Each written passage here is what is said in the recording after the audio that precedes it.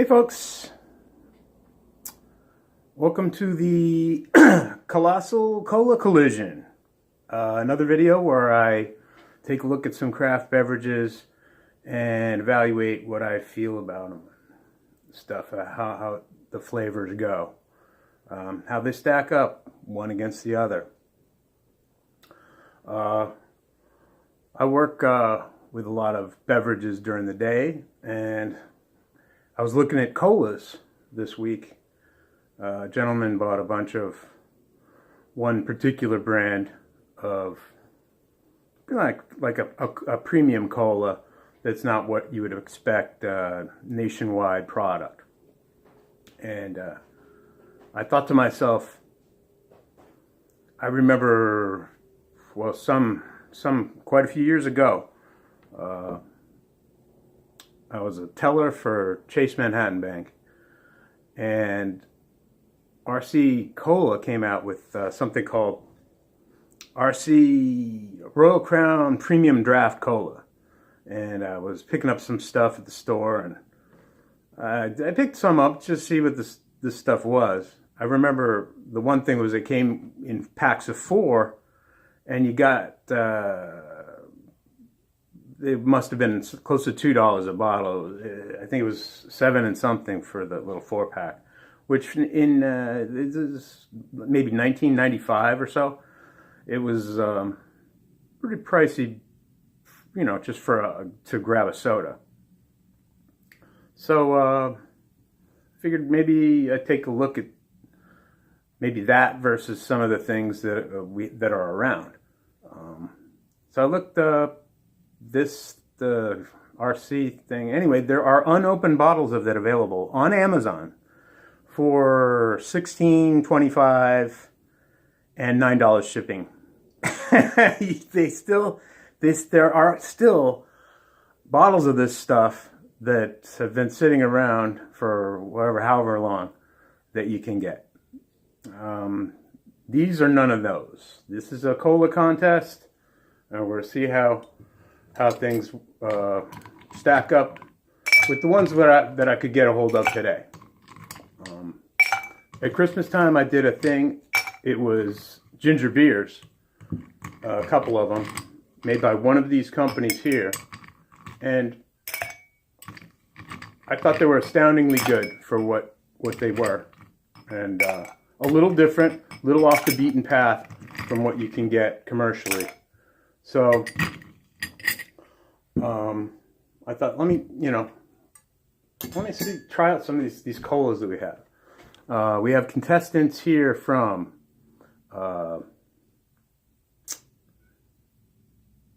United States and north and south of the border.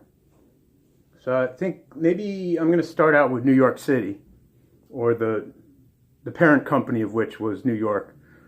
May actually be bottled in one of the boroughs, but it's Boylan's Cane Cola.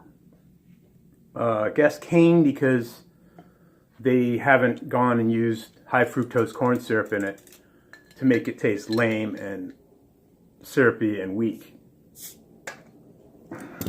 So let's see what we can do here with this stuff.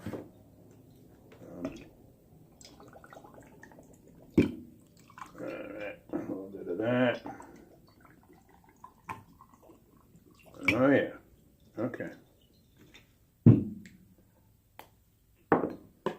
So let's try the Cane Cola from Boylan's.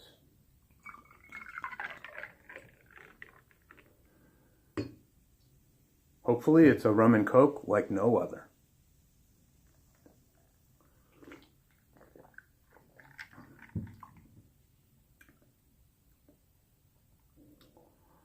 Oh, that's good.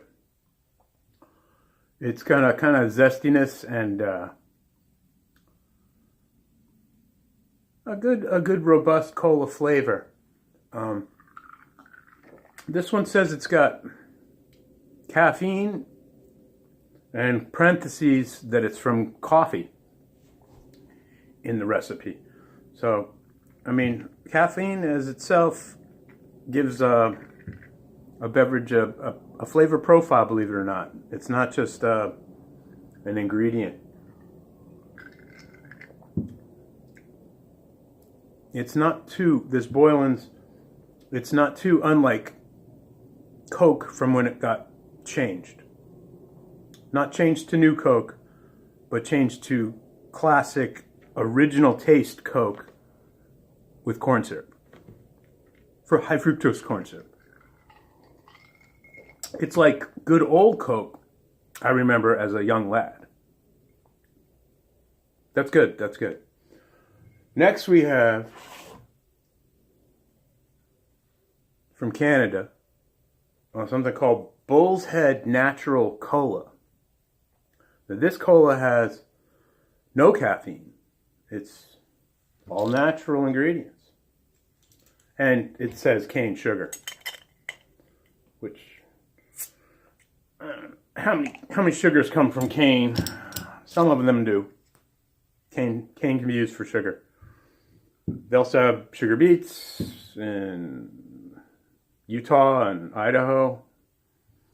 And you get something called sucrose, which is a nice sugar that isn't from processed corn.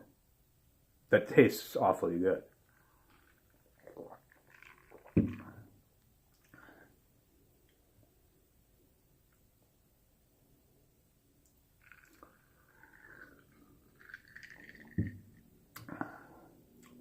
Bull's Head Natural Cola.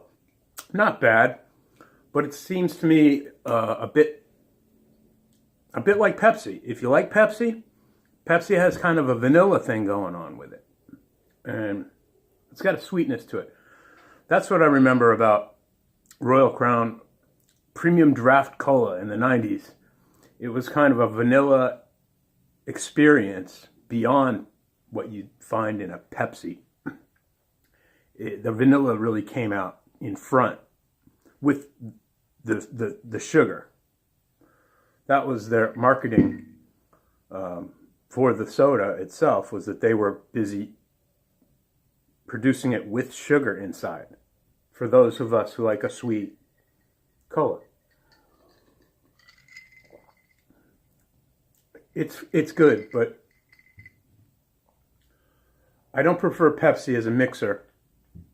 It's a nice cola to drink on its own, but I much prefer to use Coca-Cola as a mixer. Now, we also have one entrant here from Mexico, but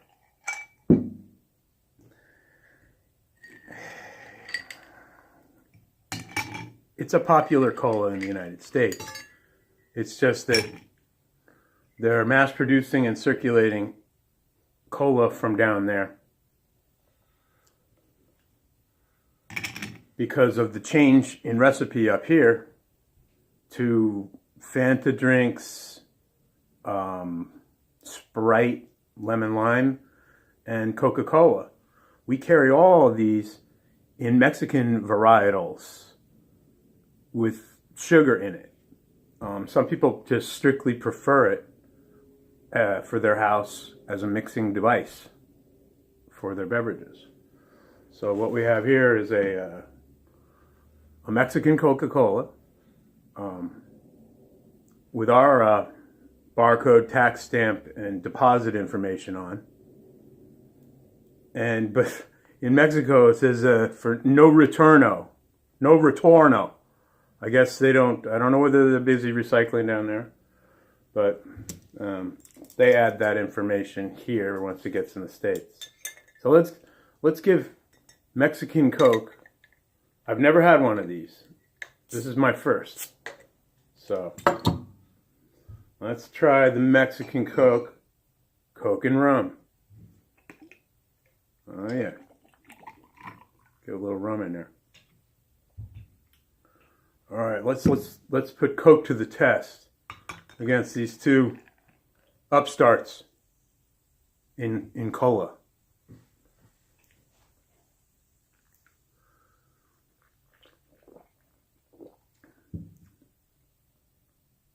Oh, that's hands down fantastic.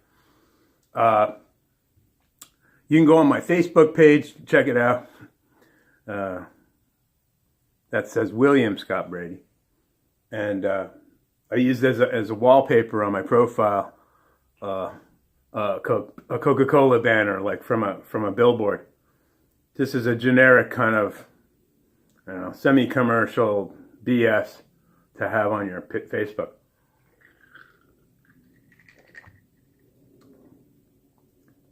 Yeah, you can't beat just Coca-Cola as a great beverage.